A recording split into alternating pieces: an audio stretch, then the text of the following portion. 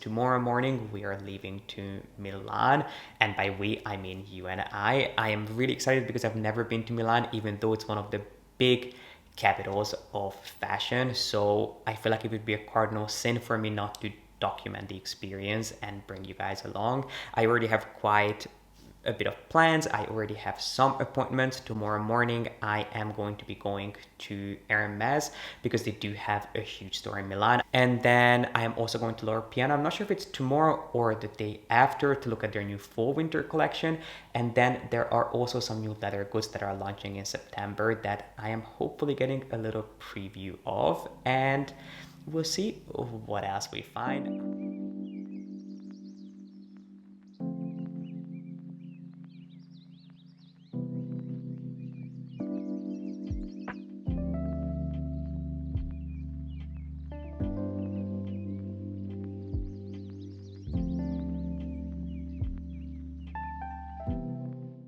And we're right back where we started in the previous vlog on Monte Napoleone, which is sort of the main shopping street in Milan. This is where all the luxury stores are situated and also some of the nicest hotels. This time we are going to Loro Piana to check out the latest and greatest. And one of the first things that I knew I wanted to look at was their leather goods, because I did pick up a card holder from Loro Piana a few months ago, which I have been loving. And I remember seeing that very same card holder in matte alligator, but when I bought mine, they only had it in like a pinkish coral color, which just simply wasn't my aesthetic. So I knew I wanted to have a look at what this store had to offer, but I didn't end up buying one just because I already have so many card holders that I never use, because let's be honest, I pretty much pay for everything with my phone these days. But I did want to show you their card holders, because if you don't have a card holder or you don't have one that you love, I would highly suggest checking out the ones that Loro Piana has to offer. I feel like most people's gateway into Loro Piana is the open and summer walk shoes, which are these incredibly simple loafers that are so popular and that have become such a status symbol that you can no longer just buy them walking into one of these stores. I don't think there's technically a waiting list for them, but they have become incredibly hard to get, even though I don't think that they are as universally flattering as most people think they are. But something that does deserve a lot more attention, in my opinion, is Loro Piana sneakers that not only look incredibly elegant, understated, but also happen to be quite comfortable.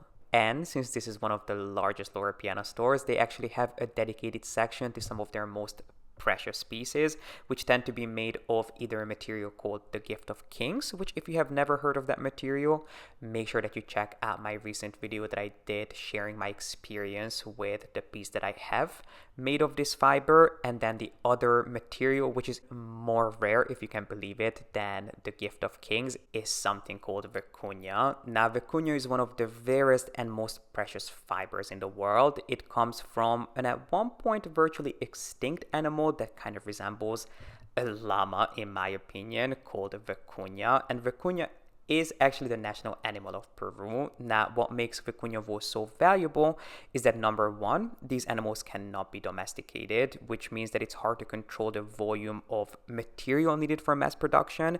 And speaking of volume, even though Vicuña are quite large animals, especially in comparison to something like sheep, they produce very little wool. I think Loro Piana says that each animal produces around 120 to 150 grams of fiber every 2 years, and it can take that long for their fur to grow back after being shaved, which is also reflected in the price. So if you're wondering, okay, but what's the hype all about? Why would anyone pay over 6,000 euros for a sweater made of Vicuña? Well, my answer is that I have no idea, unless you have money to burn, even though I have tried on and played around with several different pieces made of Vicuña, and I am fully aware of how heavenly soft it is. I just really don't think that it is worth the hype, and definitely not the price. But if you're intrigued by what Vicuña feels like, it of course is heavenly soft. I mean, that goes without saying. It is a lot softer than cashmere or even silk, yet it feels a lot more substantial. Vicuña is so resilient that you can take a more substantial piece like a coat or a pair of pants, shove it in your suitcase, roll it up as much as you want. It is guaranteed that when you get to your final destination, as soon as you take it out of your suitcase, it should bounce back and look as good as new. So I mean, it is an interesting material to have if you're really into fashion. It is worth picking up a more substantial piece made of Vicuña, but I would personally not have FOMO not buying a sweater or a t-shirt made of this material, because as beautiful as it is, I mean, let's be honest, it is just not the best thing since sliced bread, when we have so many other materials that are not as soft as Vicuña, but that are comparable. And also Vicuña has a really interesting, almost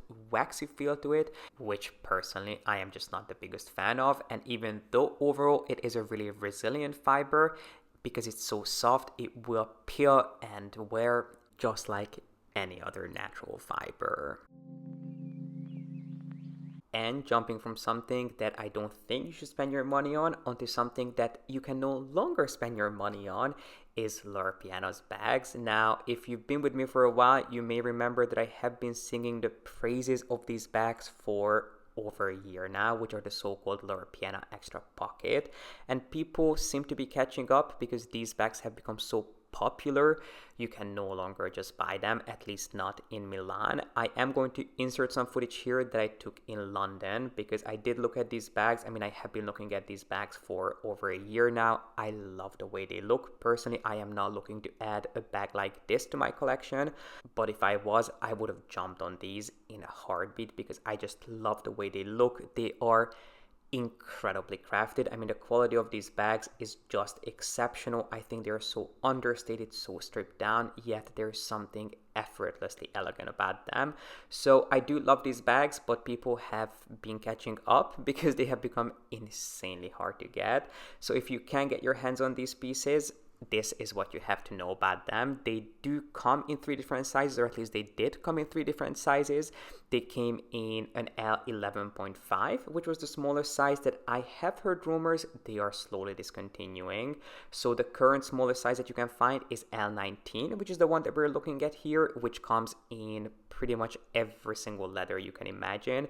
It starts at 2,100 euros and it jumps up to 4.5 thousand euros when it comes to this bag made of ostrich. They also make it out of python as well as alligator.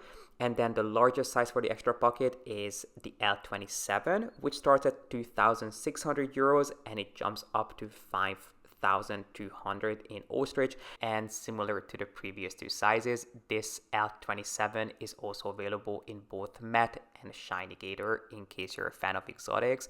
But long story short, I think these are just some of the best bags to invest in. If you're looking for a bag that you know you're going to get your money's worth out of, I think the extra pockets are the way to go. They are effortlessly understated. They are incredibly stripped down. You can dress these up, dress them down, because they feature the zip closure. They are so easy to style with a more casual outfit. They also come with a removable shoulder strap, which I think is a great bonus.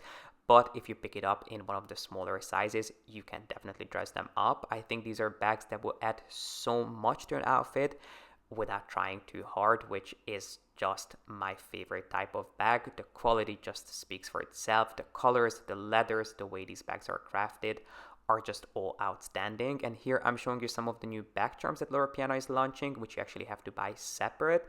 And speaking of new, there are some new bags launching at the beginning of September, which I got a little preview of, so stay tuned. I'm going to be doing a dedicated video on some of those new pieces launching at the beginning of September. And while the extra pocket is my favorite design from Loro Piana, they have a much larger and more expensive bag range, which I would be happy to do a deep dive on. So if you'd like to see my top bag picks from Loro Piana, let me know by giving this video a thumbs up, because they have some exceptional designs like the bale bag that I am showing you here.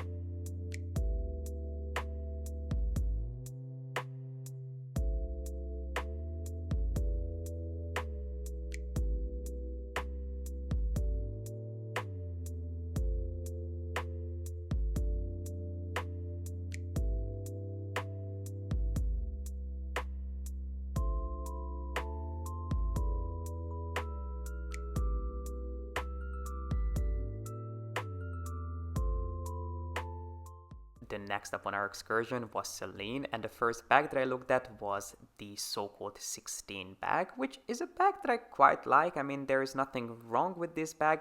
I think if it's a shape and a design that you're drawn to, you're better off picking it up in a larger size, because the mini one, it's just really not my favorite, but I love the color and I love the leather, because I actually think that Celine does lizard quite well. So the first few bags that I looked at were all made of lizard. Here we're looking at the iconic Triumph bag in ombre lizard, which is just so special. I mean, I have always loved the Triumph bag. It's not something that I would personally buy for myself, but I completely understand the appeal. If you're looking for a really sophisticated yet casual bag, something that you can throw on and be out the door, this is an incredible bag to go for. It's just a great basic to have in your collection, which if you're looking to spice this up, if you're looking to add a unique texture to your collection, picking it up in exotic skin is definitely a great way to go. And Celine's exotics are not only really sturdy and good quality, but they're also quite reasonably priced. I mean, it depends on what you consider reasonable, but compared to other brands, it's not nearly as excessive as it could be. Now, the matte alligator pieces that we're looking at here are, I think these were 23,000 euros. But if you're an exotic lover, do keep in mind that buying them in Europe will get you, I think, 18% back in VAT. And here I'm trying on the matte alligator version, which was just simply my favorite. And I have to be honest, I was a lot more impressed than I thought I would be, not only by the quality, but also how great this bag looked. I think if you're looking for a really simple, basic statement bag, something that you can throw on with the most simple of outfits, this is a great one to go for, because this will immediately make you look a lot more put together. It's something that you can wear on a daily basis with the shoulder strap, or you can definitely dress this up by tucking the strap in the bag and carrying it almost like a little pochette.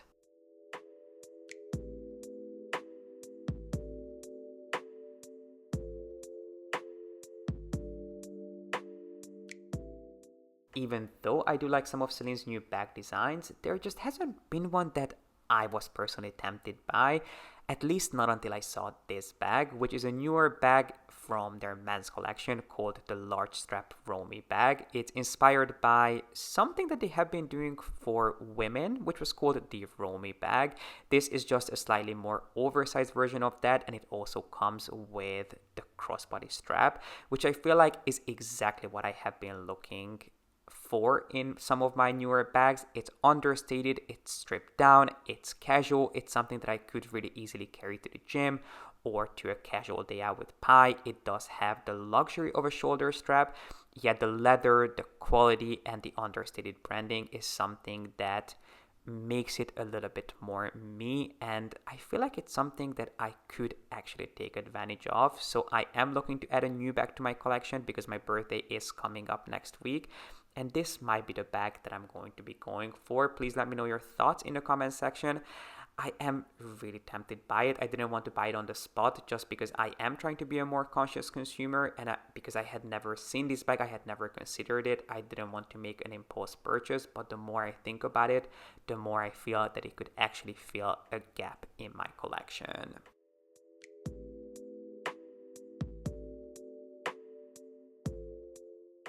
While I do love some basics from Prada, it's just not a brand that I would go crazy for, but it is a brand originally from Milan, and their first boutique still stands here at the Galleria, so I had to stop by for at least a quick browse. So they have two separate boutiques. They have one for women and then they have one for men. I only went to the men's section because honestly there just wasn't anything that I was looking for, so I just stopped by for a quick browse and to show you some eye candy. And then afterwards I went upstairs where they have a really famous bakery that does some nice cakes and pastries.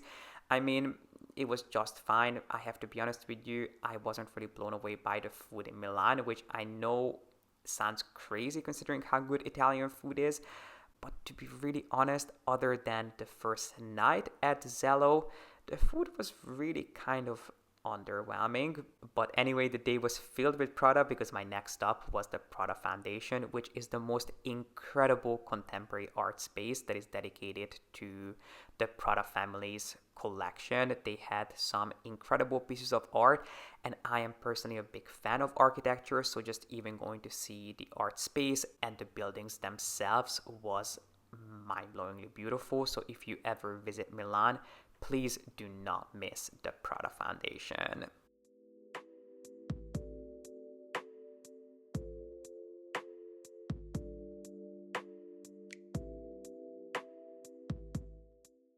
And before leaving Milan, I did stop by this really cool sort of concept store. I feel like if you love brands like Comme des Garçons, Rick Owens, Loewe, or Alaya, this would be a great place for you to come. I read online that it's one of the first concept stores. It was one of the first concept stores in the world, and it was definitely a really interesting experience.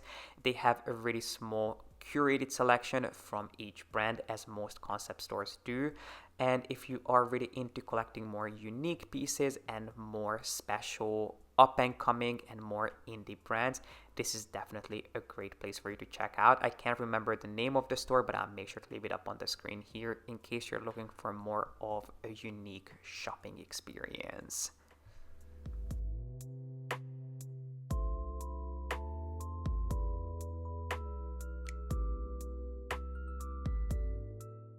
And my friends, this concludes this two-part Milan shopping vlog. I really hope you enjoyed coming along with me. I know I had so much fun sharing this experience with you.